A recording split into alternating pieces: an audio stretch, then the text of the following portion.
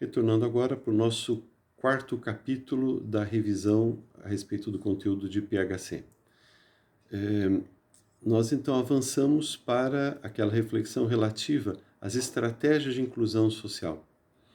E há um debate que, de certa forma, já se dá há muito tempo a respeito das quais as melhores estratégias para gerar o processo de inclusão social.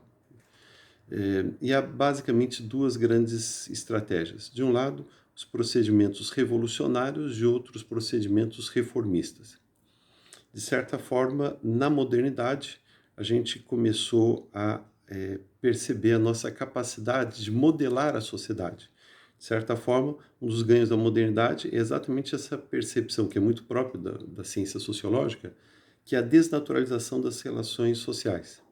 Ora, quando a gente desnaturaliza as relações sociais, isto é, quando a gente percebe que as relações sociais são uma produção da nossa ação, são resultado de uma construção coletiva e que são produzidas historicamente, a partir desse momento, a gente passa a entender que o formato, a maneira através das quais se estabelecem as relações sociais, isto pode ser modificado. Não é à toa que a modernidade se confunde também com o processo de surgimento de mudanças sociais profundas e de processos revolucionários. Então, a Revolução Francesa, por um lado, por exemplo, marcou a ascensão da burguesia e o destronamento da aristocracia.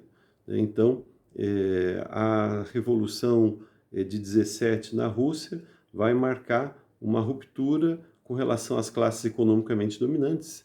Em tese, seria uma revolução de caráter socialista ou comunista, mas a Rússia, naquele momento, ainda tinha uma estrutura que era muito mais feudal do que propriamente capitalista. Tinha setores de burguesia, mas, acima de tudo, era uma oligarquia agrária, feudal, que dominava a Rússia através de uma estrutura aristocrática de poder. Mas ali você também tem um ensaio de processo revolucionário. Então, na Revolução Francesa, a burguesia ascende ao poder.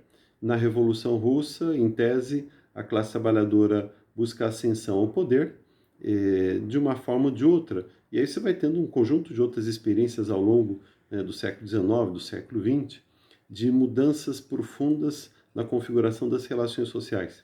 Em paralelo com isso, desde o século XIX, então, movimentos socialistas, anarquistas, comunistas, sindicais, etc., já colocam em jogo uma forma de organização essencialmente excludente da sociedade, ainda que o conceito de exclusão social seja um conceito mais recente, mas, no fundo, naquele momento, se lutava contra processos de exploração, de dominação, de alienação que a sociedade ia utilizando na sua organização.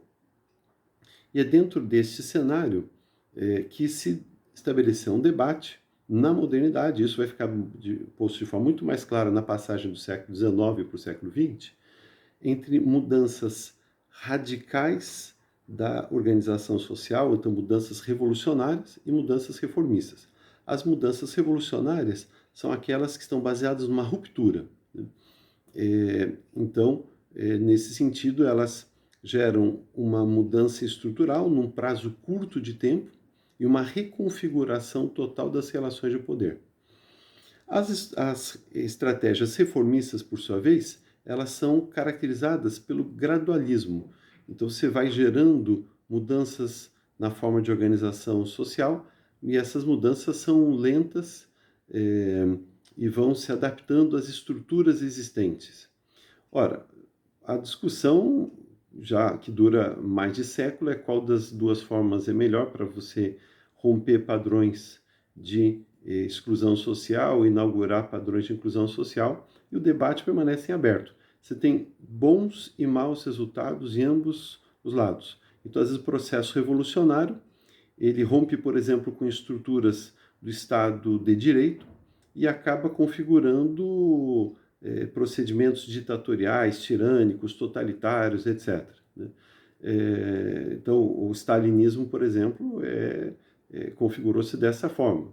Você não teve a perspectiva de construção de um Estado democrático de direito ao mesmo tempo que você construía um Estado de caráter socialista. Então, houve ali uma contraposição. O resultado é que você acabou criando um sistema totalitário. Por outro lado, o caminho que, por exemplo, a social-democracia europeia pegou no mesmo, né, trilhou no mesmo período, teve resultados em termos de elevação da qualidade de vida da classe trabalhadora, então em termos de conforto, etc. Mas como não houve uma ascensão propriamente política da classe trabalhadora, assim que houve a possibilidade, a burguesia global, os detentores do capital global, reestabelecem padrões mais elevados de exploração, o que acontece especialmente a partir dos anos 80, 90 para cá, com a planetarização do modo de produção capitalista, na forma da globalização neoliberal. E aí você tem hoje uma concentração de capital, uma exploração em escala planetária em padrões inimagináveis. E isso se deu apesar, digamos assim, das estratégias reformistas. Então, em suma, não há uma solução mágica, né? No fundo, historicamente, a gente tem que entender quando que a gente tem que gerar mudanças mais lentas e mudanças mais profundas. E levar em conta valores fundamentais relativos à garantia da vida, ao direito das pessoas, à necessidade de pautar as relações sociais a partir de princípios universais, etc.